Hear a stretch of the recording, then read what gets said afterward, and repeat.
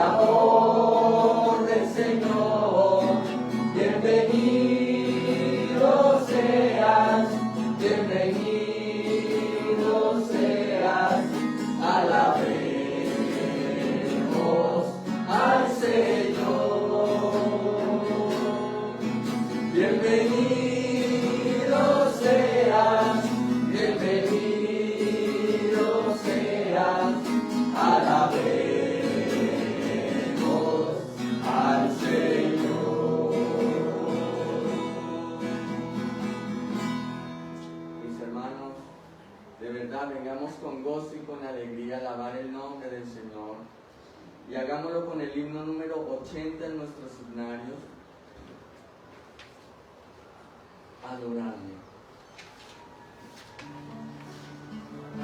Alabaré tu nombre por tu misericordia y por tu fidelidad. Démosle al Padre, al Hijo y al Espíritu Santo toda la gloria. Este es un canto a la Trinidad. Dad al Padre toda gloria, dad al Hijo todo honor, y al Espíritu divino alabanza lleno.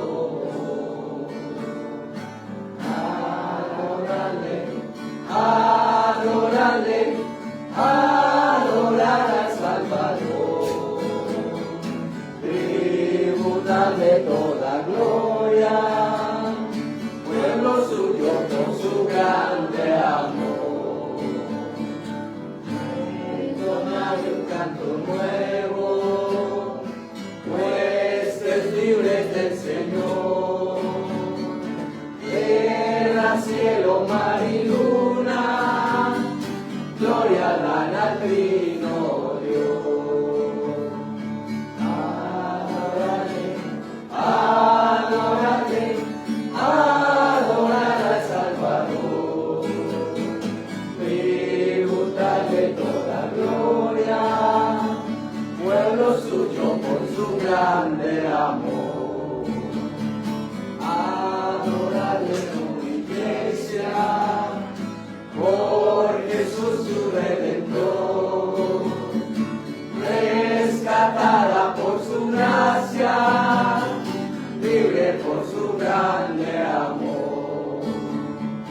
Yo te adoro, yo te adoro, yo te adoro, buen Jesús. Yo te adoro, reverente, oh Cordero Santo de mi Dios.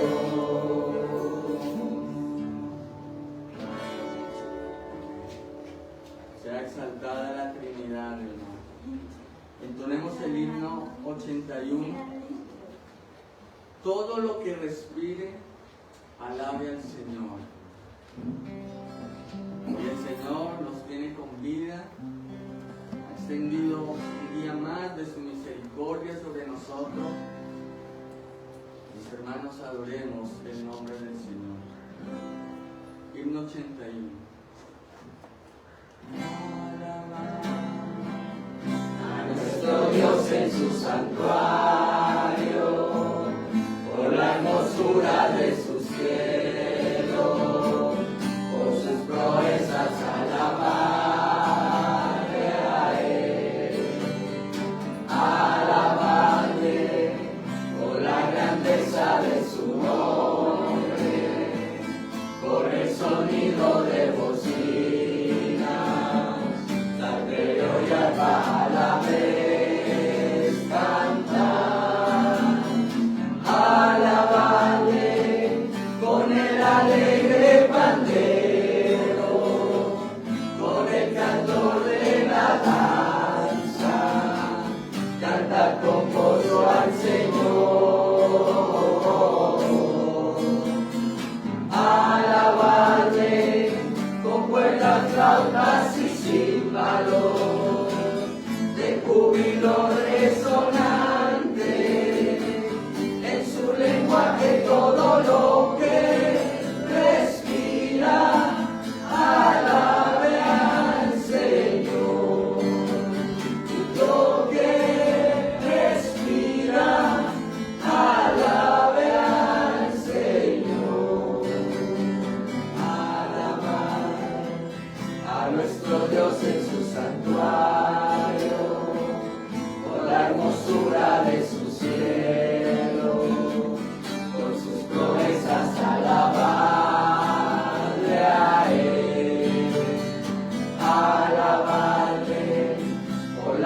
grandeza de su nombre, con el sonido de bocina, salterio y arpa a la vez, cantar, alabarle con el alegre pandero, con el cantor de la danza, cantad con gozo al Señor.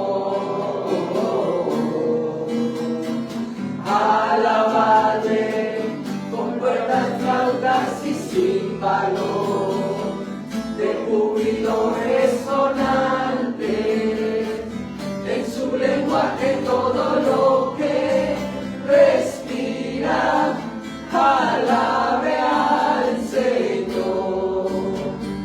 Lo que respira, alabe al Señor.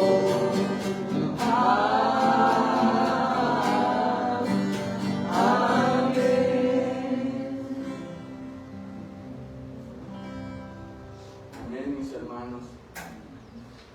Alabemos al Señor con el himno 85. Dios está aquí. Cuando vengamos siempre debemos creer que el Señor está aquí y que estamos delante de Él. Himno 85, Dios está aquí. Dios está aquí, está aquí, tan cierto como el aire que respiro, tan cierto como la mañana se levanta, tan cierto como que le canto y me puede oír. Dios está aquí, tan cierto como el aire que respiro, tan cierto como la mañana se levanta, tan cierto como que le canto y me puede oír, tan cierto como que le canto y me puede oír. Amén. ¿Tú crees eso? Que el Señor está aquí, oyéndonos, atento a nuestro clamor. Él está aquí, mis hermanos. Y por último, vamos a adorar al Señor con el himno 89. ¿A qué vinimos hoy, hermanos? A alabar el nombre de Dios, a glorificarlo, a cantar salmos a nuestro Dios. Mientras vivamos, alabemos al Señor. Himno 89. Vine a alabar a Dios, vine a alabar a Dios, vine a alabar su nombre, vine a alabar a Dios.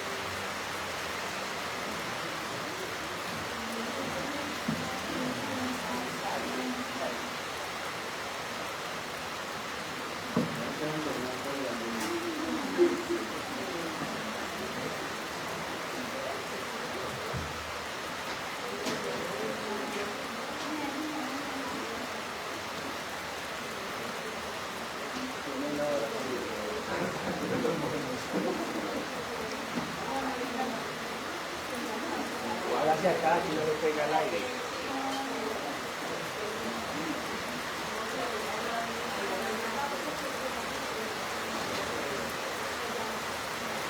Ahora publicamos el Nuevo Testamento, el libro de Isaías.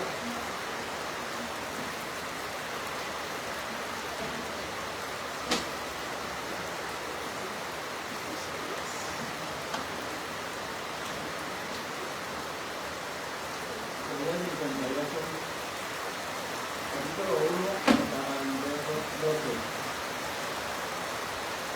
Esta porción de escritura nos habla de manera ayuno.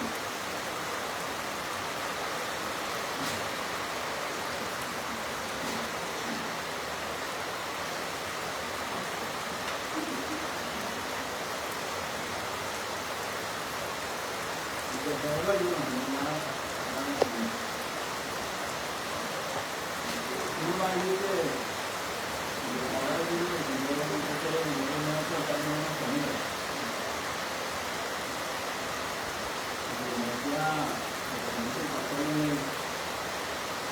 muchas personas, algunas, dejan de comer y se están animando.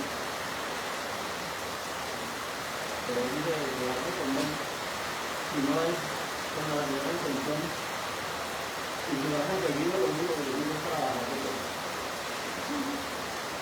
que no nos hagan desde traer los niños. Muchas niñas a hablar de niños. Clama a voz en cuello, no te detengas. Alza tu voz como trompeta y anuncia a mi pueblo su rebelión y a la casa de Jacob su pecado. Que me buscan cada día y quieren saber mis caminos, como gente que hubiera hecho justicia y que no hubiese dejado la ley de mi Dios. Me piden frutos juicios y quieren acercarse a Dios. Porque dicen, ayunamos y no hiciste caso. Humillamos nuestras almas y no te diste por entendido. He aquí que en el día de vuestro ayuno buscáis vuestro propio gusto y oprimís a todos vuestros trabajadores.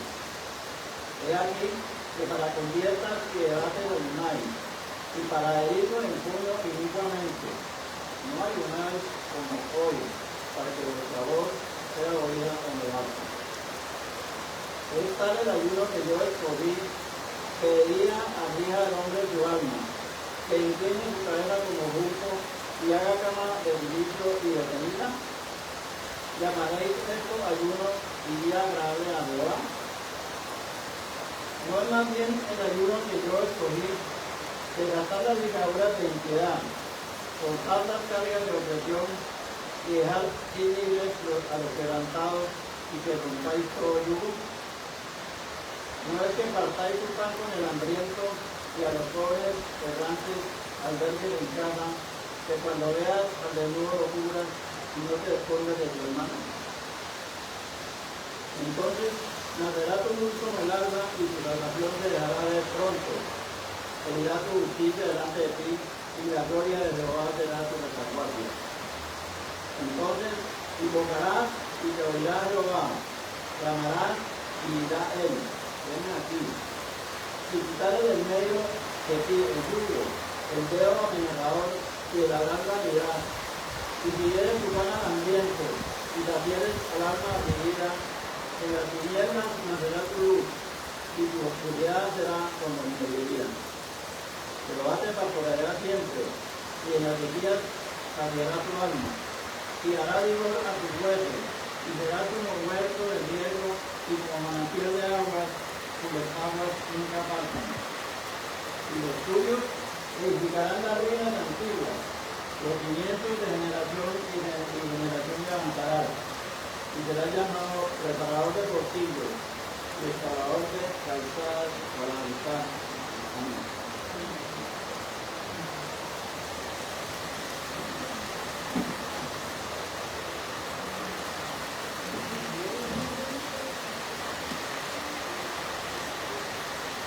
Bueno, ya. Vamos a ir a la carta de Hebreos, capítulo 13.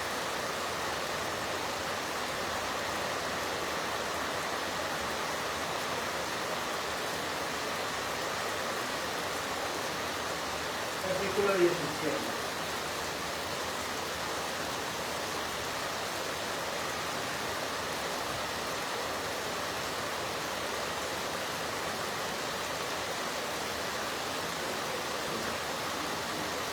Hebreos 13, 17, vamos a estar hasta el versículo 19. Vamos a dar al Señor. Amado Dios, te damos gracias por un día más, Señor, que hemos podido reunirnos para glorificar y honrar tu nombre, Dios. Te pido, Señor, que tú abras nuestro corazón y nuestro entendimiento para poder comprender las verdades de tus palabras, Señor, para anhelarlas en nuestro corazón y para poder vivir conforme a tu voluntad, Señor, para ser hacedores de la palabra y no solamente oidores del día a día. Te pido, Señor, que tú nos guíes al pastor y a mí para que podamos enseñar palabra con fidelidad y con claridad en nuestros hermanos. Te lo pedimos, Padre, en el nombre de Cristo. Amén. Hebreos 13, 16 y 17 dice, perdón, 17 a 19. Obedecer a vuestros pastores y sujetaos a ellos, porque ellos velan por vuestras almas como que les han de dar cuenta, para que lo hagan con alegría y no quejándose, porque esto no os es provechoso. Orad por nosotros, pues confiamos en que tenemos buena conciencia, deseando conducirnos bien en todo. Y más os ruego que lo hagáis así, para que yo os sea restituido más pronto. Recordemos nosotros que estamos estudiando la carta de Hebreos. Ya conocemos todos el contexto en el cual escribió este pastor, cuáles eran las intenciones de él al dirigirse a su iglesia, o a los hebreos a los que escribió. No sabemos si era una o a los hebreos. De hecho, muchas de las cartas del Nuevo Testamento no fueron dirigidas a una sola iglesia, sino a un conjunto de iglesias que estaban en la zona o en la ciudad a donde Dios escribió, en Corinto, Gálatas, en Roma. Entonces, en estas tienen dos grupos de hebreos que estaban volviendo atrás, que estaban dejando el evangelio, que estaban renunciando a Cristo, que volvían a la ley. Y al final de su carta les está haciendo ciertas recomendaciones para que no se olviden de poner la fe en práctica, de ser valientes con el Señor, de ofrecer al Señor el sacrificio que a Dios le agrada, que está muy ligado a lo que digamos ahora del ayuno que le agrada al Señor. El sacrificio que le agrada a Dios es un corazón en realidad agradecido con Él y un corazón que hace bien a sus hermanos por amor al Señor y por amor a los demás. Y ahora nos está diciendo, por favor, sujétense a sus pastores. Ya les ha dicho en este contexto, para concluir su mensaje, esto de la ley, estos sacerdotes que podían comer del sacrificio, no pueden comer del altar del que sí comemos nosotros. Entonces salgan de eso, salgan de allí y estén dispuestos a soportar el oprobio por Cristo. Y luego les dice, sujétense a sus pastores. ¿A quiénes se sujetaban los judíos? ¿A quiénes estaban ellos acostumbrados a sujetarse y obedecer? A los sacerdotes. Entonces, si ahora les dice, no se sujeten a ellos, no deben estar sujetos al Sanedrín más allá que para cuestiones civiles, no deben estar sujetos al sacerdocio, sujétense a sus pastores. Nuevamente el autor nos dice de manera fuerte, indirecta y directa al mismo tiempo, la ley y todo el sistema judío quedó atrás. La ley en cuanto a la cuestión ritual, porque la ley moral del Señor aún está vigente. Todo eso quedó atrás, porque era simplemente sombra de Dios. Ahora uno podría preguntarse, ¿por qué no le dice ahora sujétese a los sacerdotes? ¿Por qué nosotros, de acuerdo al Nuevo Testamento y de acuerdo a lo que el Señor ha establecido, nombramos pastores al ministerio, como lo dice el Escritor, y no nombramos sacerdotes? ¿Por qué no estamos de acuerdo con aquellas creencias que hasta el día de hoy siguen nombrando sacerdotes al ministerio? El autor lo dejó muy claro en Hebreos 4, 14 y 15. No sé si lo quieran buscar ahora. Pero el sacerdocio levítico era simplemente una sombra del sacerdocio de Cristo. Si Cristo es nuestro real sumo sacerdote, que entró al verdadero lugar santísimo, que ofreció el sacrificio verdadero, que fue aceptado, por eso Cristo resucitó, por eso la resurrección de Cristo es importante para nosotros, porque si Cristo no hubiera resucitado, el sacrificio no había sido aceptado. Pero Cristo resucitó, ofreció el sacrificio, fue aceptado. Su sacerdocio está vigente hasta el día de hoy. No necesitamos más sacerdotes. ¿Cuál era la misión del sacerdote? La primera de ellas, ofrecer el sacrificio y liderar todo el ritual judío de reconciliación delante del Señor. Ellos también eran ministros del Evangelio, también enseñaban la palabra, también guiaban al pueblo en justicia y en verdad, entre comillas, porque también se aprovecharon y también inventaron muchas cosas. Pero su labor principal era una sombra de Cristo. Al venir Cristo y al cumplir el rol de sacerdote y establecer el sacrificio y servir de intercesor delante de Dios en favor de los hombres, porque esa era otro rol del sacerdote, era un intercesor delante de Dios en favor de los hombres. El profeta hablaba al pueblo en nombre de Dios. El sacerdote se presentaba delante de Dios en favor del pueblo. Como Cristo cumplió eso, no es necesario el sacerdote.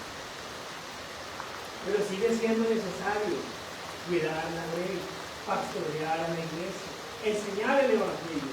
¿En manos de quién quedó esa responsabilidad? De los pastores, de los ancianos, de los obispos. Esas sí son palabras sinónimas. No podemos igualar pastores con sacerdotes. El sacerdocio solo le pertenece a Cristo. Entonces, por eso el autor, considerando el rol de los pastores, considerando que el sacerdocio había muerto y que ya no era necesario, le dice a su audiencia: obedecer a vuestros pastores, no al sacerdocio, y sujetaos a ellos, porque ellos velan por vuestras almas como quienes han de dar cuenta, para que lo hagan con alegría y no quejándose, porque esto no os es provechoso. Es la responsabilidad del pastor cuidar de la ley de Dios. Cuando yo estudiaba esto me acordaba de lo que decía el Señor a Pedro cuando lo estaba restaurando. Simón, hijo de Jonás, ¿me amas? Sí, Señor, cuida mis ovejas. Simón, hijo de Jonás, ¿me amas más que esto? Apacienta a mis hijos. No lo digo así tal cual. Simón, hijo de Jonás, 3 veces. Y siempre la recomendación fue cuidar la ley del Señor. Esa es la responsabilidad del Padre. Pero nosotros debemos delante del Señor, como responsabilidad que tenemos, sujetarnos a nuestros pastores. Ser dóciles delante de Él, no ponerle una carga más, dice el autor, porque ellos velan por nuestras almas, como quienes han de dar cuenta, porque Él cuida lo que se enseña desde acá. En muchas iglesias, de manera irresponsable, se le da el culto a cualquiera, pero el pastor no puede hacer eso. En otras iglesias, quien se vaya a levantar delante de la congregación a dar aunque sea un testimonio, tiene que pasarlo primero por escrito al pastor y a los ancianos. Y si esto lo aprueban, se dice delante de la iglesia, y si no, no se enseña en el culto. Porque cuando ellos estén delante del Señor, la responsabilidad va a ser: ¿qué enseñaron? ¿Qué permitieron enseñar? Ellos tienen una gran responsabilidad. Y nos dice el autor, por favor, acuérdense de ellos, sujétense, para que lo hagan con alegría y no quejándose, porque esto no es provechoso para ustedes. Hay pastores que terminan suicidándose, porque hay iglesias que son en realidad difíciles. Y no estoy excusando a los pastores que terminan haciendo eso, pero es un ejemplo de que este trabajo muchas veces puede ser muy complicado. Está en nosotros facilitarle la carga al pastor y obedecer delante del Señor, sujetándonos a Él, para que lo hagan con alegría y no quejándose, porque esto no os es provechoso. Y luego nos dice en los versículos siguientes: orad por nosotros. Este hombre que está escribiendo es un pastor. Aquí hay un alma de pastor. Y al final le dice a sus oyentes, quizás miembros de su congregación, por favor, oren por nosotros. Debemos orar por aquellos que llevan el mensaje del Evangelio. Oremos por nuestros pastores. Oremos por aquellos que el Señor está usando para llevar el mensaje de la salvación, para que lo hagan con gozo y para que el Señor les dé aún mayor revelación y puedan enseñar por el camino. Orad por nosotros, pues confiamos en que tenemos buena conciencia, deseando conducirnos bien en todo.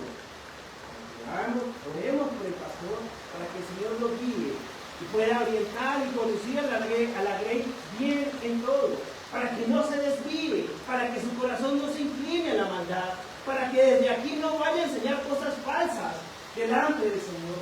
Oremos, porque nuestro pastor no es perfecto, es un hombre sujeto a pasiones igual que nosotros. Por eso el autor dice: orad por nosotros, por el escritor. Él les pedía a ellos que oraran por él, para que el Señor le ayudara. Lo mismo hacemos, o debemos hacer con nuestros pastores. Y más os ruego que lo hagáis así, para que yo os sea restituido más pronto. Este pastor quizás se había ido, no sabemos en dónde esté. Quienes consideran que esta carta la escribió el apóstol Pablo, dicen aquí que posiblemente estaba encarcelado y que era un deseo de él volver a estos hebreos y poder tener comunión y compañerismo con ellos. No sabemos en realidad quién fue, pero este escritor era conocido por esta iglesia, era amado por esta iglesia, tenía una responsabilidad, una autoridad sobre ellos, y les pide: por favor, oren por mí y pidan que yo les sea restituido pronto para poder tener comunión. Que el Señor nos ayude entonces a poder sujetarnos a nuestros pastores, que no son perfectos, pero el Señor les ha dado una responsabilidad y nosotros también tenemos la responsabilidad de sujetarnos y orar por ellos. El Señor nos ayude. Amén.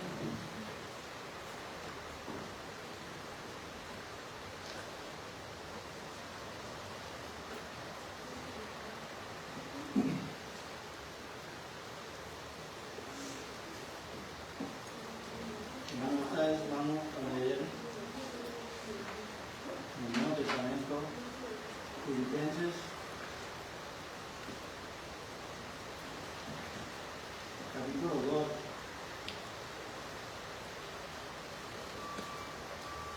del 1 al 11.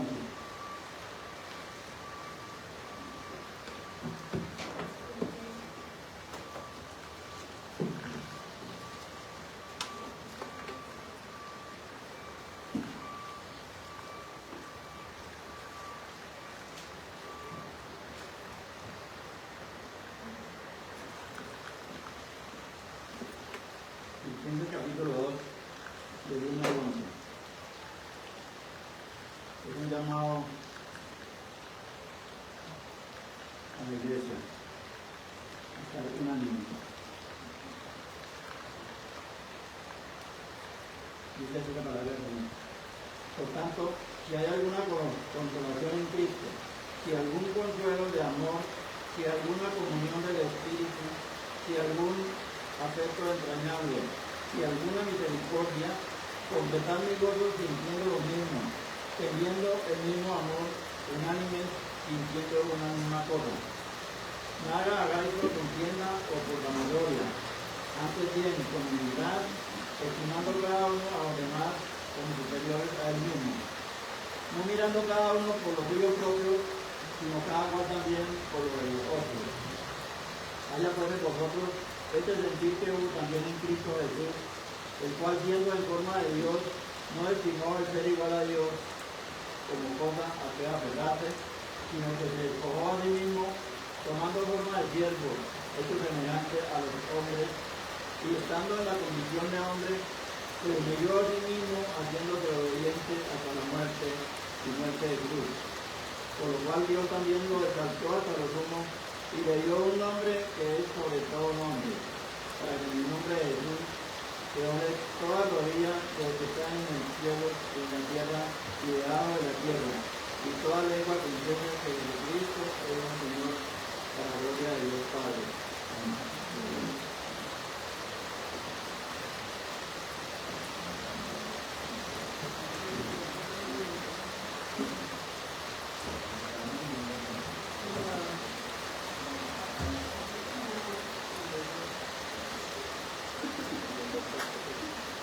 Todavía no ha llegado hasta aquí, todavía no ha llegado bien.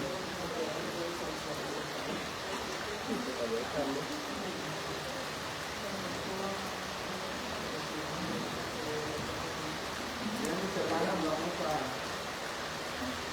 en el tiempo de la cena, vamos a traer el testimonio agradable. Goces con alegría, mis hermanos, no con tristeza, no por necesidad. No pensando que ustedes dándoles para Dios el reino, porque Dios ya nos dio todo, el misericordia y su gracia.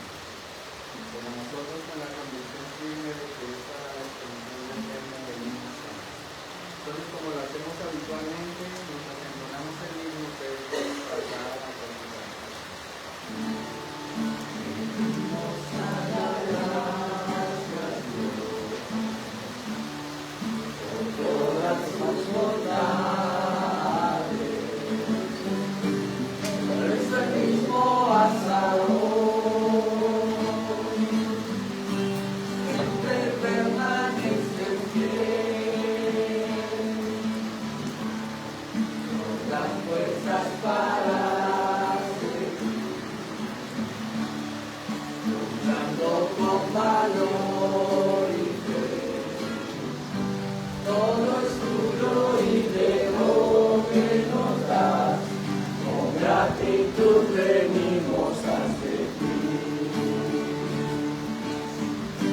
Gracias, Padre, por tu amor,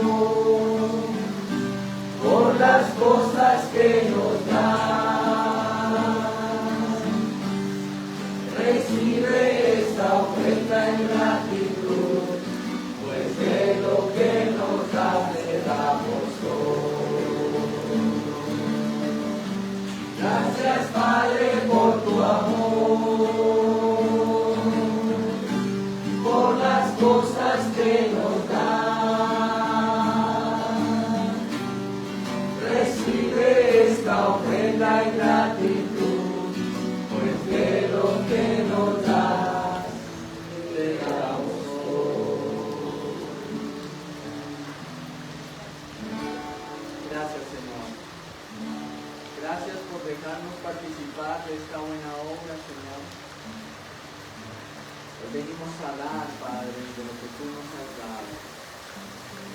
Por eso no hay mérito en nosotros en dar. No podemos vanagloriarnos, porque tú nos das primero, Señor.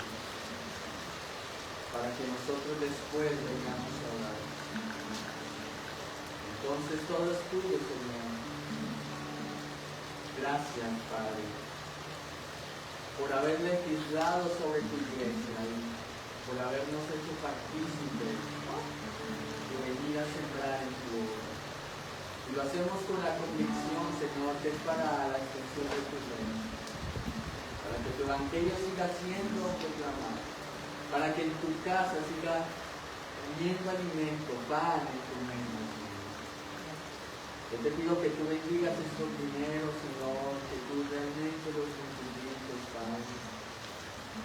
Señor, suple para tu iglesia todo lo que le falta a ella, conforme a tu riqueza, Señor. Bendice a mis hermanos, Señor, que dan. Guárdales, multiplícales, Señor. Bendíceles aún más, Señor, pero para que ellos den más, Padre. Que todo lo que sus manos toquen prospere, para que tú te lleves toda la gloria y toda la honra, Señor. Que en sus trabajos, en sus negocios, ellos hagan todo con excelencia, Señor, para que tu nombre sea exaltado. Gracias, Padre, por todas esas fuentes de iglesia, Señor, que tú provees a mis hermanos para que ellos vengan y bendigan tu obra. Gracias, mi Padre. Danos a nosotros el temor y el temblor para administrar tus recursos, para invertirlos realmente en tu obra, Señor. Gracias por tu bondad. Gracias por tu misericordia, Señor. Gracias por sostener a esta iglesia local, Señor. Gracias por proveer para ella y por guardarla. Te alabamos, Dios. Amén.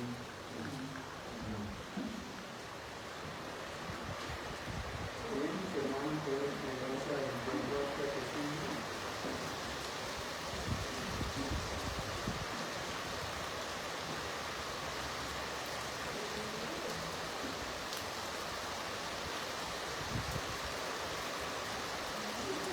Bueno, mis hermanos, acompáñenme por favor a la pregunta número 60.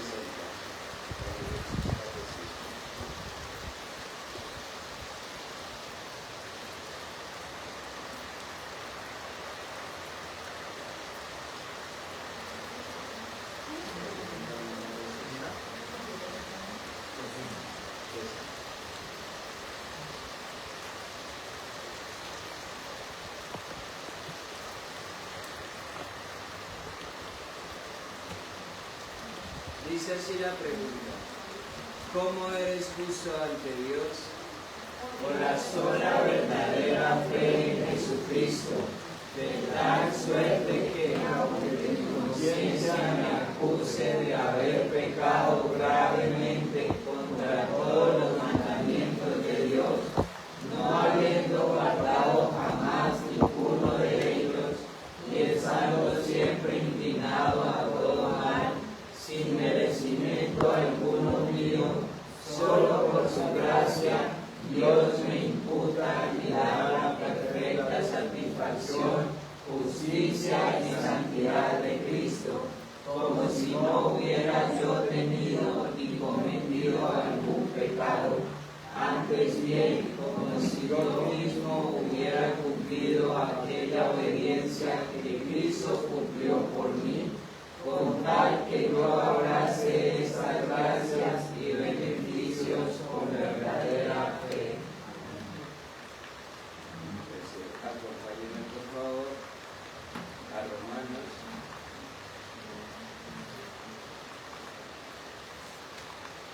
Capítulo 7, versículos del 21 al 23. Romanos capítulo 7, versículos del 21 al 23.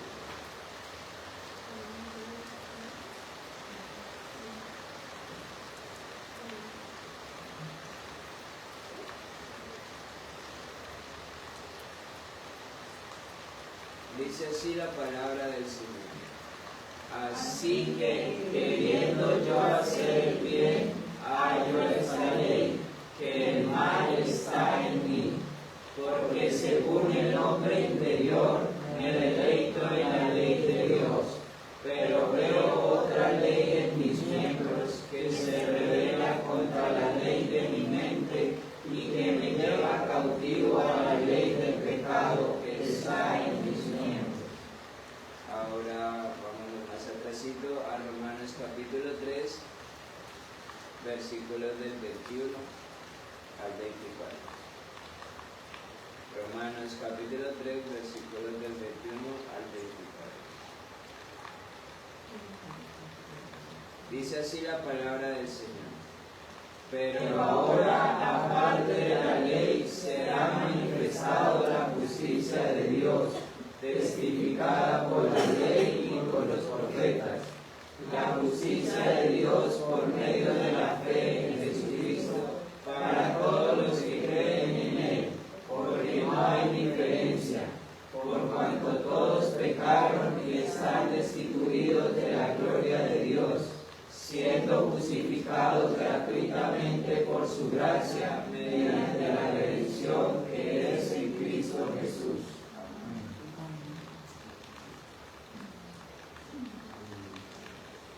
Esto es lo maravilloso del Evangelio, mis hermanos.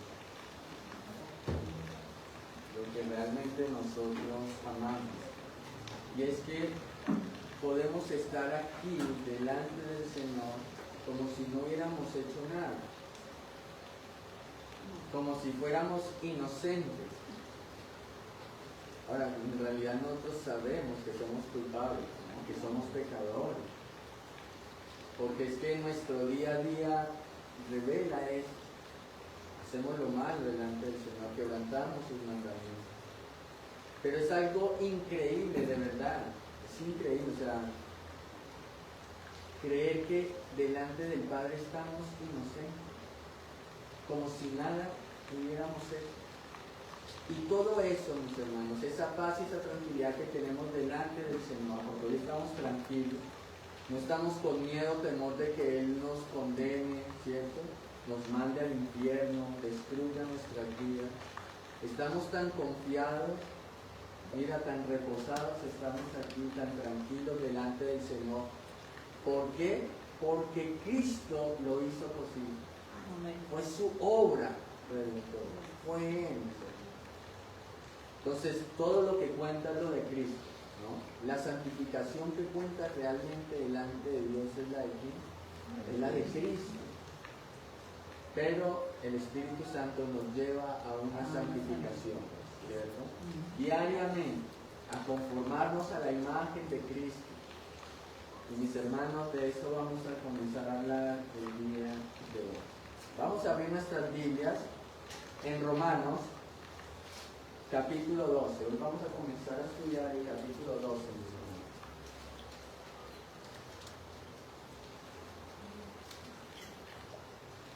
Mis hermanos, hemos llegado a la parte práctica de la carta o de la epístola a los romanos. Desde el capítulo 1 hasta el capítulo 11 podemos decir que es la parte teórica, ¿cierto? Donde el apóstol Pablo, con una sabiduría excepcional, ¿no? De una manera magistral, ¿no? Clara, diáfana, nos ha mostrado el Evangelio, nos ha mostrado la verdad de Dios, mis hermanos. Nos ha mostrado a Cristo y nos ha mostrado la naturaleza de la obra del Señor Jesucristo. Nos ha dado, en resumidas palabras, las buenas nuevas, ¿no? Las buenas noticias. Bien. Desde el capítulo 1, al capítulo 3, Pablo, como el gran fiscal general de la humanidad, ha sentado al hombre en el banquillo de los acusados y le ha mostrado de una manera contundente todas las pruebas y todas las evidencias de su culpabilidad. Pero ha sido demoledor el apóstol Pablo, porque, mejor dicho, nos ha dejado sin argumentos algunos, nos ha dejado sin justificación, sin ninguna excusa delante de Dios. Y Pablo ha llegado a la conclusión de que todos somos culpables, que no hay ni uno justo, ni aún uno, que todos al unísono, toda la raza humana, nos hemos desviado en uno solo. No entendemos, no buscamos a Dios. Nos hemos hecho inútiles. No hay quien haga lo bueno, es la conclusión. No hay ni siquiera uno. Ahora, esta enseñanza no fue novedosa del apóstol Pablo. No era un gran descubrimiento, una gran genialidad del apóstol, ¿no? Algo tan súper novedoso que estaba diciendo, no, mis hermanos, porque este veredicto con el que termina Pablo en sus primeros 3 capítulos es el veredicto de Dios desde siempre. Esto estaba en el Antiguo Testamento también. Porque en el Antiguo Testamento Dios también declaró que no había ni uno justo, ni aún uno, que todos se habían desviado, que no había nadie que le buscara, que entendiera el Evangelio, que entendiera el reino de los cielos. Todos se hicieron inútiles y no había quien hiciera lo bueno, ni aún uno. Entonces, ¿qué está haciendo Pablo? Pablo está haciendo eco, ¿cierto?, en el Nuevo Testamento del veredicto que Dios había hecho en el Antiguo Testamento. O en otras palabras, Dios estaba ratificando el veredicto que había lanzado sobre toda la raza humana. Pero a partir del capítulo 3, ¿no?, del versículo 21 en adelante hasta el capítulo 5, Pablo nos ha mostrado la justificación, hermano. Nos ha mostrado el camino de salvación. Una vez que nos ha hundido, ¿no?, en la condenación, nos ha mostrado, nos ha abierto la puerta de par en par de la salvación, de la justificación, que es por medio de ¿quién? Del Señor Jesucristo, hermano. ¿Es por obras? ¿Es por nuestro actuar? ¿Es por lo que nosotros hacemos o dejamos de hacer que podemos entrar al cielo?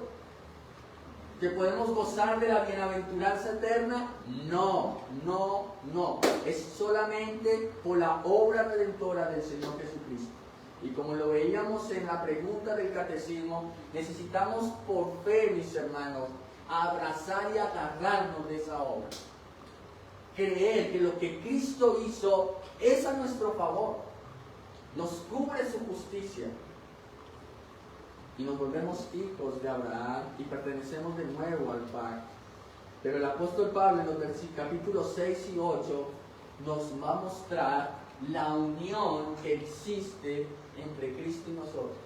Y esa unión hace posible que aunque nosotros seamos pecadores, ¿no?, que aunque nuestra carne esté vendida al pecado, ¿no?, que aunque nuestro corazón se incline naturalmente ¿qué? ¿Al bien? No, al mal. Aún así, a pesar de eso, mis hermanos, Dios nos ha unido a su Hijo. Nos ha unido a Cristo, mis hermanos. Y entonces esa unión con Cristo hace posible que nosotros podamos tener su justicia.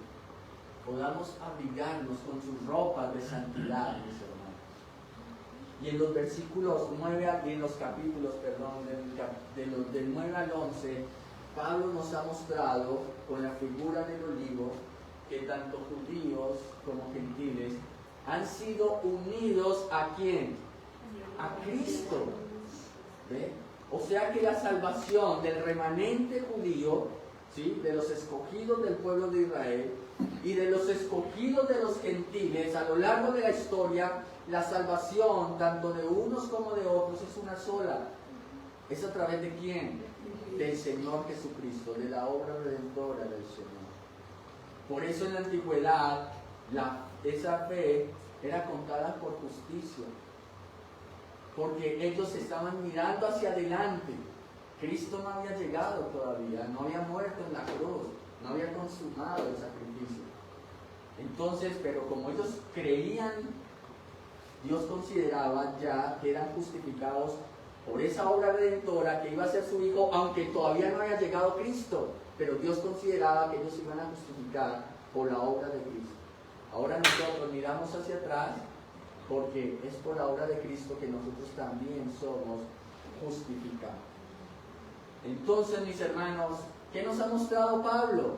en toda su carta hasta el capítulo 11 nos ha mostrado el Evangelio, la verdad de Dios, mis hermanos.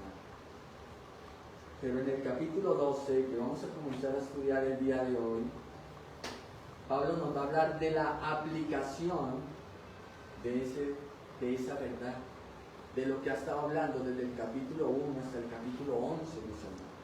Entonces, dos verdades podemos ver del versículo 1, ¿no?, de esta sección de la carta de Romanos. Primera verdad es que la vida cristiana práctica, ¿no?, se construye sobre la base del Evangelio. O en otras palabras, ¿no?, la vida cristiana práctica se construye, como dice Pablo en el versículo 1, sobre las misericordias de Dios, o sea, sobre la verdad de Dios. ¿Cómo vamos a construir nuestra vida práctica cristiana? La vamos a construir en base a ¿qué? Es al Evangelio, a lo que digan las Escrituras, no lo que a ti te parezca que deben ser las cosas. Entonces tú debes actuar en esta vida no como a ti se te ocurra, no como tú pienses que debes hacer mejor las cosas, no. Tú debes actuar en esta vida es como dice las Escrituras, la verdad de Dios. Segunda verdad que podemos encontrar en el capítulo 12, versículo 1, es que la vida cristiana práctica se resume en un deber. ¿En cuál deber? En el que nosotros nos presentemos cada día, o sea, nuestros cuerpos, como sacrificios vivos a Dios. ¿Bien? Entonces, se construye a través del Evangelio, conociendo la verdad y entregando nuestras vidas diariamente al Señor. Bien. Versículo 1, yo creo que es el que vamos a estudiar el día de hoy. Bien. Versículo 1 del capítulo 12 de la carta a los Romanos dice así: así que, hermanos, os ruego, os exhorto, ¿no?, por las misericordias de Dios, o sea, por el Evangelio, por la verdad de Dios, que presentéis vuestros cuerpos en sacrificio vivo, santo, agradable a Dios, que es vuestro culto racional. Bien, mis hermanos, Pablo nos está dando una exhortación, un llamado, ¿a quién? Al pueblo cristiano. ¿Y quién es el pueblo cristiano, mis hermanos? Los judíos convertidos y los gentiles convertidos. O sea, nos está hablando a todos nosotros, ¿no?, a todo el pueblo del Señor, a toda la grey del Señor. Y nos está diciendo que nosotros debemos, mis hermanos, apoyarnos para vivir para Dios en la verdad de Dios. ¿Ustedes notan cómo comienza el versículo 1? Así que, ese así que es un conector, ¿sí? O sea, Pablo está hablándonos del capítulo 1 al 11 y dice, así que de acuerdo a toda esa verdad que les he hablado, desde el capítulo 1 hasta el capítulo 11, así que ustedes deben vivir de esa manera. Y entonces, de acuerdo a esa verdad, ustedes deben presentar sus cuerpos en sacrificio, ¿qué? Vivo, santo, en sacrificio agradable, porque eso le agrada al Señor. ¿Qué es vuestro culto qué? Racional. O sea, es el culto lógico, ¿sí? El culto que tiene sentido. Mis hermanos, los demás cultos, las demás formas de adoración que no sea presentar tu cuerpo, o sea, rendir tu vida a Cristo, vivir para Él, lo demás que tú hagas, si no haces eso y haces otra cosa, eso otro es algo irracional. Irracional. ¿Ustedes saben quiénes son los seres irracionales? Los animales, las bestias salvajes. Nosotros somos seres racionales, ¿por qué? Porque tenemos razón, porque pensamos, ¿no? Mis hermanos, cuando hacemos otra práctica de adoración que no sea entregar nuestros cuerpos en sacrificios vivos, santo, agradable a Dios, si no hacemos eso, sino que hacemos otros actos como genuflexiones, como adorar imágenes, prenderles velitas, hacer procesiones, irnos a lugares sagrados donde pensamos que está Dios, ¿no? Ya sea ir a Tierra Santa, ¿no? Y hacer el peregrinaje a Jerusalén, o ir a algún templo, o alguna mezquita, o hacer cualquier otra cosa, ¿no? Eso es algo que irracional, hermano. O sea, caemos peor que las bestias salvajes. Peor que los animales nos volveríamos. Porque la verdadera adoración es una entrega total al Señor. Es vivir completamente para Dios, mis hermanos. Entonces, ¿qué nos está diciendo el apóstol Pablo? Que primero es la exhortación, ¿no? La enseñanza, el evangelio, y después sí viene el hacer, lo práctico. ¿Ustedes han escuchado alguna vez este dicho que dice el orden de los factores no altera el producto? ¿Lo han escuchado alguna vez? Sí. Y en muchas ocasiones funciona, ¿no? Y en las matemáticas funciona. Y en la vida también puede funcionar. Pero en este caso no funciona. No aplica que el orden de los factores no altera el producto, porque aquí sí altera el producto, mis hermanos. Aquí primero tiene que ir el conocimiento del Evangelio, la instrucción, la doctrina, y después ahí sí la vida práctica. No puede ser al contrario, mis hermanos. Nosotros no podemos salir a decirle a la gente que vivan cierta manera, ¿no? Que tengan cierto estilo de vida, ay, que así le agrada al Señor, ¿no? Si primero ellos no conocen el Evangelio, si primero ellos no entienden qué hizo el Señor por ellos, cuál es la naturaleza de Cristo, quién es Cristo. Si ellos no comprenden eso, y nosotros vamos a salir a hablarles de cómo tienen que vivir, cómo se tienen que comportar, qué tienen que hacer, pues mis hermanos, los estamos encerrando en la jaula del legalismo de la religión. Y ese camino, ¿sabe a dónde conduce? A la perdición, a la muerte, a la ruina espiritual. Ese es el problema, mis hermanos, de los moralistas. Y lamentablemente la gran parte de la cristiandad ha caído en el moralismo, en la conducta. Entonces, en muchas de esas iglesias evangélicas enseñan es moral y conducta, ¿no? No haga, no coja, no maneje, pórtese así, haga esto, ¿sí? Y mis hermanos, se han vuelto tan parecido a Roma, tan parecido a la iglesia de Roma. Acuérdense que cuando nosotros hablamos de la iglesia de Roma, nos estamos refiriendo ¿a quién? Al papado, ¿no? A lo que se conoce como la iglesia católico-romana. Pero mis hermanos, ¿qué diferencia? ¿Ustedes han escuchado a los curas hablar? Mírense en el minuto de Dios. ¿Qué mensaje dan ellos? Pura moral. Escuchen en Blue a ese señor, ¿no? Cura, que es ex cura. ¿Y qué enseña el hombre? Pura moral, sentimientos, emoción. Viva el amor, ¿no? Haga bien a los demás. Viva en paz con todos.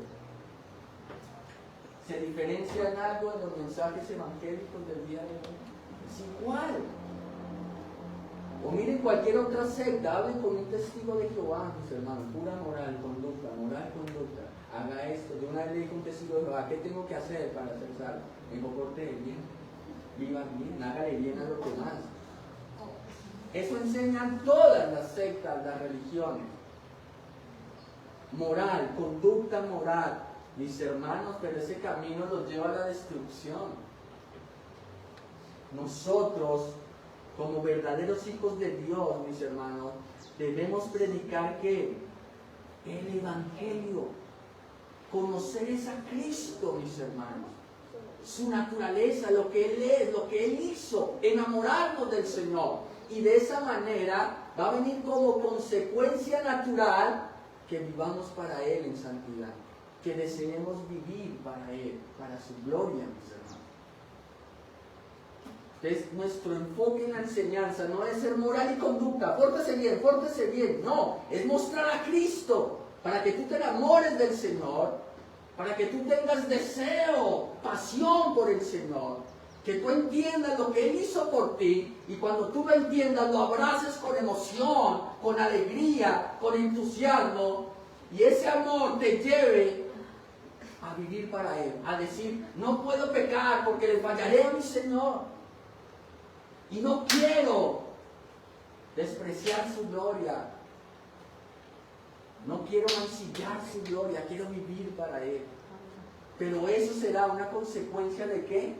De conocer a Cristo, mis hermanos. En el mundo de la moral y de la conducta, no importa si no se predica a Cristo o no. O sea, si se nombra al Señor, bien, y si no, no. Porque todo es pórtese bien, haga el bien. No tome, no vaya a esas fiestas, no emborrache hoy, no vaya al desfile hoy, te contamina y peca. No mire las danzas. Mis hermanos, no importa si no predican a Cristo, es irrelevante el mensaje del Evangelio, no tiene relevancia. Lo importante es el nombre, ¿no? La moral y su conducta, pórtese bien. Pero ¿dónde está la gloria de Cristo? ¿Dónde está amar al Señor? No está por ningún lado, mis hermanos. Entonces, esta exhortación del capítulo 12 está enraizada, ¿cierto? Está sustentada ¿en qué? En el suelo del Evangelio, mis hermanos. Esta exhortación está fundada en la verdad eterna de Dios, en la doctrina de Dios, mis hermanos. Conocemos la doctrina y de esa manera podemos entender qué es lo que Dios exige de nosotros, mis hermanos. Entonces Pablo, antes de comenzar, a exhortar a los cristianos a que se presenten como sacrificio vivo, santo y agradable a Dios, apela primero a las misericordias de Dios. Bien, versículo 1. Así que, hermanos, os ruego por las misericordias de Dios. O sea, él está apelando al Evangelio. Lo que Pablo está diciendo aquí es, si ustedes entendieron el Evangelio, si en el Evangelio ven las inmensas misericordias de Dios, cómo los amó, cómo planificó este plan maravilloso de salvación, cómo los escogió desde la eternidad pasada, cómo envió a su Hijo a morir por ustedes, cómo perdonó sus pecados, cómo son justificados por gracia solamente. Yo apelo a ese conocimiento, está diciendo Pablo, y entonces, por ese conocimiento y esa verdad que han probado, que han gustado, que han conocido, entonces amen al Señor, entréguense a Él. ¿No ven lo maravilloso que es el Señor? Todo lo que ha hecho por ustedes, toda esa bondad derramada sobre ustedes. Mis hermanos, es que la hipocresía es algo horrible. ¿Qué sacamos aquí con mostrar una cara y una apariencia de piedad? ¿Sí? Cuando realmente nuestro corazón está lejos del Señor, no quiere amarlo, no quiere vivir para Él. ¿De qué te sirve enjaularte en las rejas de la moralidad, de la conducta, si tu corazón no desea a Cristo? Si no amas al Señor, si no vives para Él, mis hermanos. Mis hermanos, debemos entregarnos al Señor. Es por eso que debemos vivir una vida santa, luchando contra el pecado, porque de esta manera glorificamos al Señor. Mira lo que dice Romanos 15, adelantémonos un momentito al capítulo 15, versículos 7 y 9.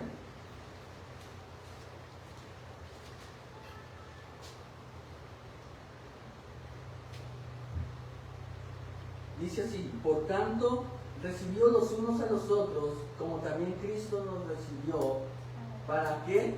Gloria de Dios. Mis hermanos, todo es para la gloria del Señor. Pues os digo, que Cristo Jesús vino a ser ¿qué? Siervo de la circuncisión para mostrar la verdad de Dios, para confirmar las promesas hechas a los padres. Mis hermanos, tremenda verdad nos está mostrando Pablo. ¿Acaso nosotros, movidos por amor, viendo lo que Cristo hizo por nosotros, no nos vamos a entregar como sacrificio? ¿No vamos a rendir nuestras vidas al Señor? O sea, conociendo la bondad de Dios, ¿tú realmente vas a rehusar entregarte a Él? ¿Vas a ser así de duro? ¿O realmente eso toca las fibras de tu corazón? Lo que Dios ha hecho por ti, el amor que Dios ha mostrado por ti, que te va a llevar a rendirte a Cristo, mis hermanos. Volvemos a Romanos 12, dice que nosotros debemos presentarnos, ¿sí?, como sacrificio vivo. Cuando los judíos escuchaban la palabra sacrificio, ellos inmediatamente lo asociaban ¿con qué? Con animal, ¿cierto? Con sacerdote y con templo, ¿no? Para el judío, esos tres elementos eran fundamental, indispensables para la verdadera adoración. Si no había templo, si no había animal, si no había sacerdote, pues no había adoración, ¿sí? Mis hermanos, déjame decirte que todo esto apuntaba ¿a quién? A Cristo, al Señor Jesucristo. Cuando nosotros venimos al Nuevo Testamento, que explica el Antiguo Testamento, que da luz sobre el Antiguo Testamento, nosotros podemos ver, mis hermanos, que todo apuntaba al Señor Jesucristo. ¿Quién es el templo? ¿Quién es el templo? Juan capítulo 2. Vámonos a Juan.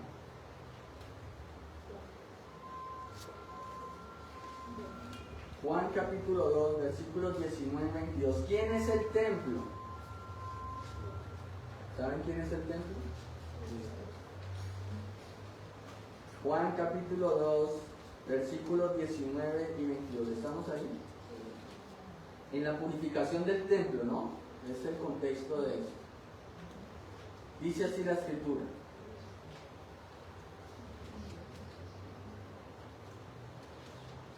Bueno, versículo 18. Y los judíos respondieron y le dijeron, ¿no? ¿Qué señal nos muestra ya que haces esto? O sea, muéstranos algo para que podamos ver que tú realmente tienes autoridad para sacarlo, ¿no? Para condenar esto que estás haciendo, lo que estás haciendo.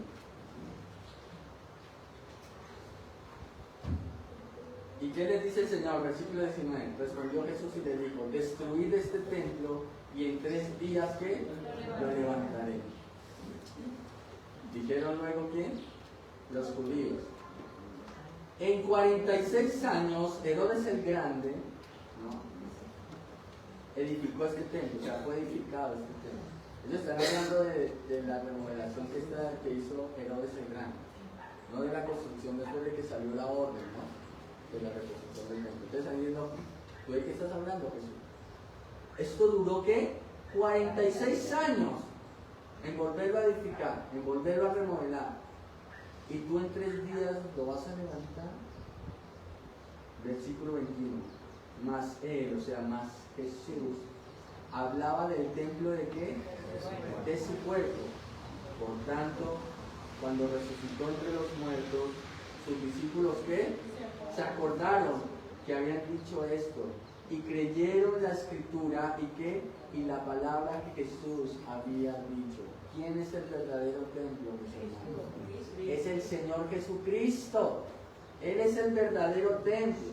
No es el templo allá en Medio Oriente, ni el que quieren reconstruir nuevamente, al que todo evangélico está pendiente y expectante de que se vuelva a construir. Dios ya comenzó a construirlo. Cristo es el templo. Y nosotros somos sus piedras vivas con las que está edificando ese templo. Cristo es el templo, pero el Señor, además de ser el templo, es el sumo sacerdote. Recuerden que los 3 elementos para que existiera la adoración en el Antiguo Testamento era sacrificio, animal, templo y sacerdote. Si no había eso, no había adoración allí. ¿Ustedes creen que Cristo es el sumo sacerdote? Hebreos, capítulo 7. Vámonos a ver.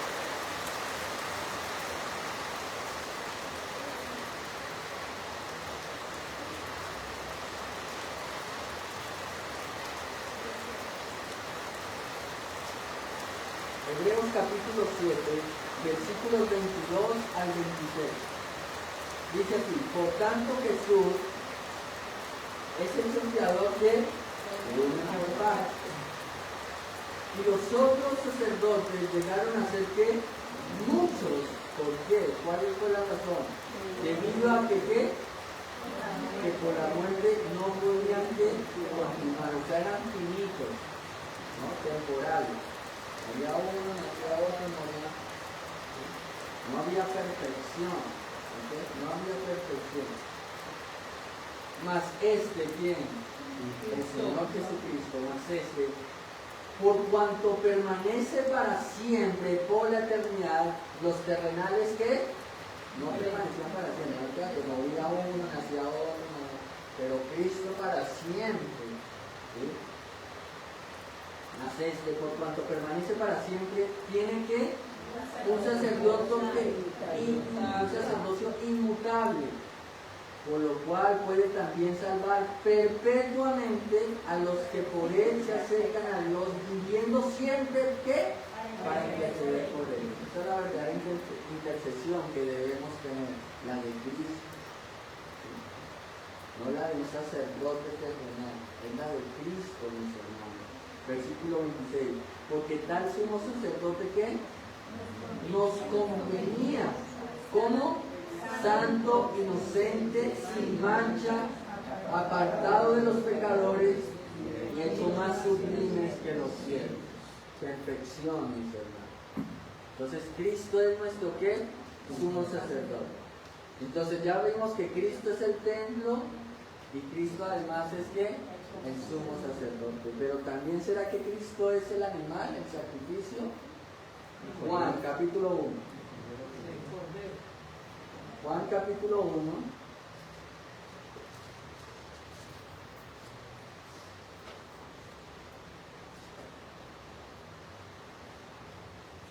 Versículo 29.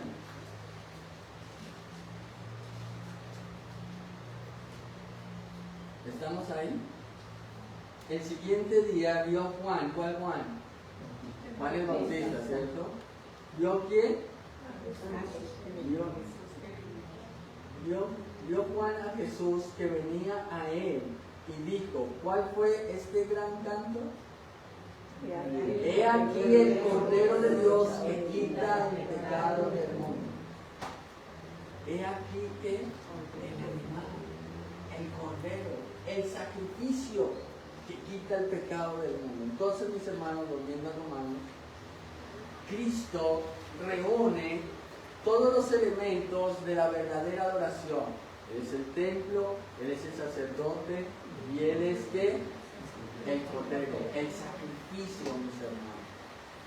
Ahora, Pablo se vale de esa terminología, ¿no?, que era muy típica en el mundo judío, para señalar que los escogidos de Dios, ¿no?, tanto judíos como gentiles, al estar unidos a Cristo, ¿no?, la unión con Cristo, ellos son ahora parte del templo, son una familia de real sacerdocio, ¿sí?, y también somos sacrificio, un sacrificio.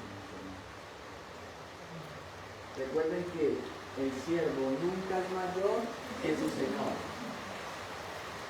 Dios hizo a su Hijo el templo, el sacerdote, el sumo sacerdote, ¿no?, y el sacrificio, y a nosotros también nos ha hecho parte del templo, porque somos piedras vivas con las que está edificando el templo.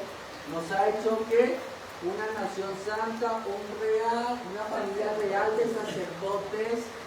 Somos sacerdotes de Dios, pero también Pablo nos dice que somos ¿qué? Sacrificio. Somos un sacrificio vivo, mis hermanos, ¿no? Miremos un momentico primera de Pedro. Ustedes me van a decir si Pedro está hablando lo mismo que está hablando el apóstol Pablo, ¿vale? Si están en la misma sintonía.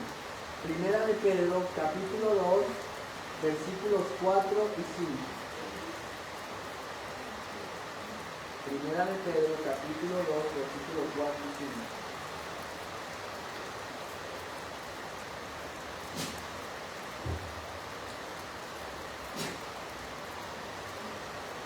¿Ya estamos ahí, mis hermanos? ¿Qué estamos ahí? Dice así las escrituras.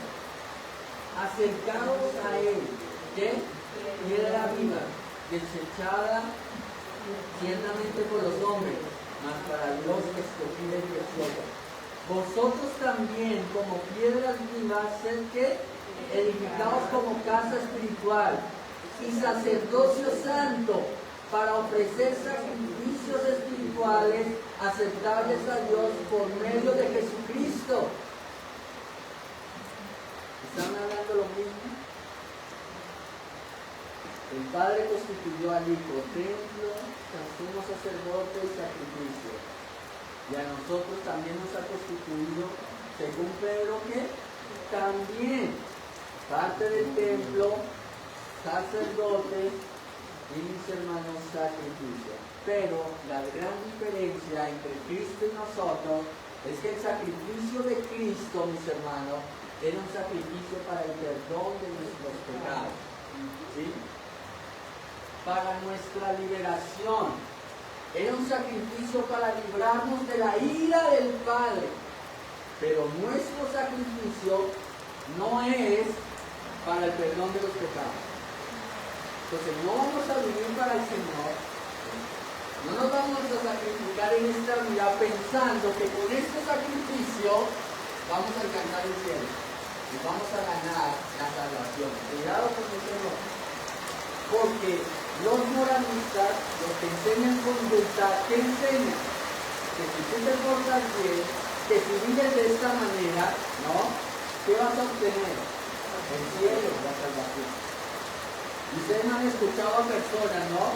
Que dicen, un fulanito de tal, tan buena gente, tan amable, tan formal, ese ya tiene ganado el cielo. ¿Han escuchado a esas personas? Porque en la mente del hombre, en la naturaleza humana, está mirada la idea de que si tú te portas bien, tienes una recompensa. Y este pensamiento lo traslada aquí al Evangelio, a Cristo, y piensan que eso funciona lo mismo por Dios.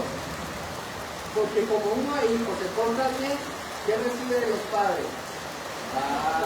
Regalo. Pasó el semestre, tiene un regalo regalo. Se portó bien, se portó mal, lleve, fuerte. Perdió el año, a repetir fuerte, no hay estreno de diciembre, no hay regalo, nada, castigo. Pero venimos con esa idea aquí a Cristo, pensamos que esto funciona igual, que si nos portamos bien, Dios nos da la salvación, que si nos portamos mal, entonces Dios nos va a castigar y nos va a dar la salvación. No, mis hermanos, nuestro sacrificio no tiene nada que ver con ganar el cielo, con ganar el favor de Dios. No tiene que ver con el sacrificio vicario de Cristo. Tiene que ver nuestro sacrificio como una entrega total, una consagración total a Dios. Ese es el sacrificio. Consagrarnos al Señor. Vivir para Él. Entonces, mis hermanos, esta entrega, este sacrificio del que está hablando Pablo, es una entrega total al señorío de Cristo, a que Él sea realmente nuestro dueño, nuestro amo, a que nosotros realmente hagamos su voluntad y no nuestra voluntad. Juan Calvino, nuestro gran reformador, dijo respecto a este versículo del capítulo 12 lo siguiente. Dijo Calvino: al hablar Pablo de presentar nuestros cuerpos en sacrificio vivo, santo y agradable a Dios, no se refiere a que nosotros debamos presentar una parte de nuestro cuerpo. no se refiere solamente a los huesos o músculos, sino que está hablando de qué? De la totalidad, de todo lo que somos, debemos entregarlo al Señor. Todo lo que somos, dice Carmen. Él adopta esta palabra para poder designar más completamente todo lo que somos. Y mira lo que dice Calvino, ya que los miembros de nuestro cuerpo son instrumentos por medio de los cuales llevamos a cabo todos nuestros deseos y pasiones. Claro esto, hermano. Claro esto. Nosotros no podemos entregar solamente una parte de nosotros. ¿Sí? Nuestra fachada, entreguémosela al Señor. Todo conducta y moral. ¿Cierto? Entonces todos nos dicen, ay, cómo se porta bien. Uy, tan buen esposo que es. Uy, mire tan buen hijo que es. Mis hermanos, pero ¿qué pasa con el corazón? Si no es entregado al Señor, ¿qué pasa con nuestros deseos y nuestras pasiones? Es que ahí está el detalle, por eso Calvino pone el punto en la llaga y dice, es todo, porque a través de nuestros miembros es que se expresa lo que hay en nuestro corazón. Por eso nuestra entrega al Señor debe ser total y absoluta, mis hermanos. Entregar nuestros corazones al Señor para vivir completamente a Él. Mis hermanos, es todo nuestro cuerpo, nuestra mente y nuestro corazón que deben ser entregados en su totalidad al Señor, como una muestra de gratitud y cariño por todo lo que Dios ha hecho por nosotros. Entonces nuestra entrega debe ser total, mis hermanos. Ese animal, cuando era traído al sacrificio, al altar, era para matarlo, para entregarlo completamente, porque hasta sus entrañas se quemaban, todo se ofrecía. Así debemos ser nosotros, como ese sacrificio, de entregarnos todo. Él entregó todo por nosotros. No fue así lo que leyó Luis Alberto en su imperio, la lectura del Nuevo Testamento. Entonces, como Cristo se entregó por completo por nosotros, nosotros tengamos ese mismo sentido, entreguémonos todo para el Señor. Y vamos para Cristo, mis hermanos. Entonces, debemos notar, mis hermanos, que lo que Pablo nos está pidiendo es que esto es un sacrificio. Un sacrificio, ¿no? Por definición se entiende que cuesta, que no es fácil. ¿No han escuchado ustedes esto que dice, todo en la vida requiere sacrificio? ¿Por qué? Porque aquí todo es fácil. ¿Todo es como soplar y hacer botella? No, todo requiere de sacrificio, de renuncia, de entrega. Si queremos conseguir algo, debemos que trabajar duramente por eso, esforzarnos. Entonces Pablo está diciendo, entregarnos al Señor no es fácil. No es una tarea sencilla de entregar todos nuestros pensamientos, nuestro corazón, nuestros miembros al Señor. Es algo difícil, mis hermanos. ¿Y por qué se vuelve esa tarea difícil? ¿Es que acaso Dios nos está pidiendo lo imposible? ¿Sí? ¿Dios nos pide lo imposible? No. No, porque sería algo pues absurdo que Dios te pidiera, entrégate por completo a mí sabiendo que eso es imposible hacer. Es que sentido tendría que Dios no lo pidiera. Ninguno. Entonces, Dios nos pide, entrégate todo a mí, es porque Él sabe que eso es posible. Dios no nos va a pedir lo imposible. Ahora, cuando estamos al otro lado, ¿por qué vemos que eso es imposible? Entregarnos al Señor. Porque nuestro corazón está unido al pecado. Porque nosotros nos hemos entregado más bien al pecado. Hemos sido un sacrificio no a Dios sino a quién? Al pecado. Nos hemos entregado por mente, con corazón y con cuerpo al mal. Por eso nos cuesta y se nos hace imposible entregarnos por completo al Señor. Y Y por eso hay parte de nosotros que se rebelan. Porque se vuelve una tarea imposible, mis hermanos. Nosotros debemos entregarnos por completo al señorío de Cristo, porque esto es para su gloria. Le damos un momentito, Romanos capítulo 6. Vamos un momentito a Romanos capítulo 6. Para ver, mis hermanos, cómo esto glorifica al Señor, que nos entreguemos por completo a Él. Romanos capítulo 6, versículos 11 al 13. ¿Estamos ahí?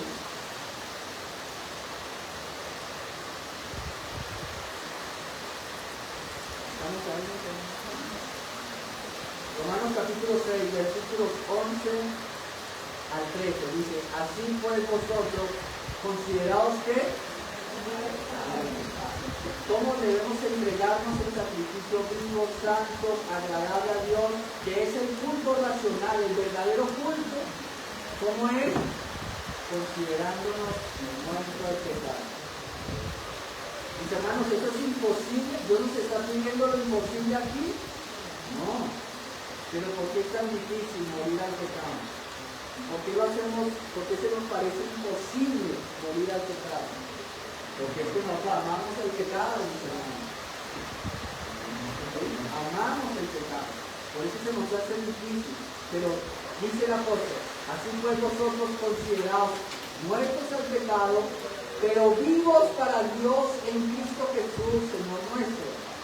No reine pues ¿qué? El pecado en vuestro cuerpo mortal. Esa es una lucha dura que debemos hacer. Esta es la forma correcta de vivir para el Señor. No reine pues el pecado en vuestro cuerpo mortal, de modo que lo obedezcáis en su concupiscencia. Versículo 13. Ni tampoco presentéis vuestros miembros al pecado como instrumentos de iniquidad, sino presentaos vosotros mismos a Dios como vivos entre los muertos, y vuestros miembros a Dios como instrumentos de justicia. Mis hermanos, entregarnos al Señor debe ser una demostración de que el Señor es nuestro único tesoro. Nuestra muestra de amor al Señor es vivir para Él, piadosamente para Él. Que cada acto de nuestro cuerpo vivo sea una muerte para todo lo que deshonra al Señor, mis hermanos. Esta entrega debe ser genuina y verdadera, mis hermanos. No debe ser con falsedades. ¿Ustedes recibirían un billete falso? ¿Sí? ¿Ustedes se entregarían o meterían un billete falso? Yo espero que no. No lo hagan. Mis hermanos, no podemos ir a Dios con falsedades. Yo no recibiría un billete de 100,000 pesos con la cara de Pedro. Yo no lo recibiría. No recibiría un billete de 100,000 pesos con la cara de Santos o de la Biblia o de San Pedro. Yo no la recibo. Yo recibo un billete de 100,000 pesos con la cara del presidente Carlos Lleras Restrepo. Ahí sí yo lo recibo todos los que me quieran dar. Mis hermanos, debemos ser honestos delante de Dios. Nosotros no debemos ir con dobleces ante el Señor. Con honestidad, entregarnos por completo al Señor, mis hermanos. No con falsedades, no con mentiras, no con engaños, diciendo, sí Señor, me entrego a ti, mentiras que no, que yo sigo amando este mundo, el pecado. Mis hermanos, la lectura que hizo Luis Alberto del Antiguo Testamento, del verdadero ayuno es la clave, mis hermanos. Vuelvan a leer esa lectura. ¿De qué nos sirve ayunar todos los días? ¿De qué sirve orar, cantar? ¿De qué te sirve hacer el devocional todas las mañanas, salir juiciosito de la casa haciendo el devocional? ¿De qué te sirve si tú diariamente vives como un hijo del diablo? si vives como una cabra montés, si realmente no quieres glorificar al Señor en todas las cosas que tú haces, ¿de qué sirve? Eso es una hipocresía, hermano. Mejor que no hagas nada. No pierdas el tiempo que haciendo un devocional, que orando, no hagas nada de eso. Si no vas a vivir para el Señor.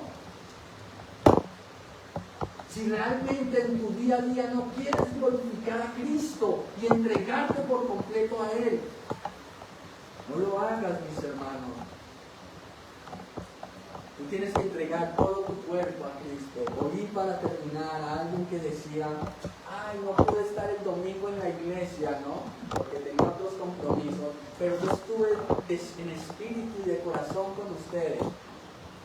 No, mis hermanos, nosotros no somos una iglesia espiritista. No quiero que estés en espíritu y en corazón con nosotros. Tú tienes que estar aquí físicamente, con todo tu cuerpo. No vengas aquí en espíritu y en corazón a la iglesia. Ven con tu cuerpo, mis hermanos, porque tus ojos necesitan leer el Evangelio. Porque tus oídos necesitan oír el Evangelio. Y tus labios necesitan proclamar el Evangelio, mis hermanos. Necesitamos entregarnos al Señor.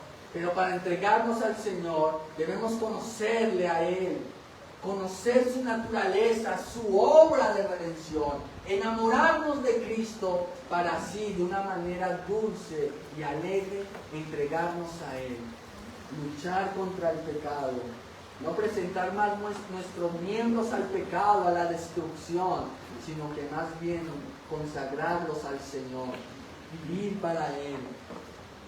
Entreguemos nuestros cuerpos al Señor, no al pecado.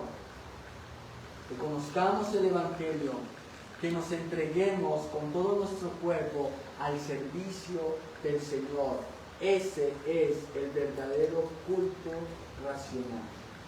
Lo demás es una apestada locura, una irracionalidad. Si tú pretendes adorar a Dios de otra manera que no sea entregándote todo tu ser a Él. Amén. Que el Señor les bendiga. Vamos a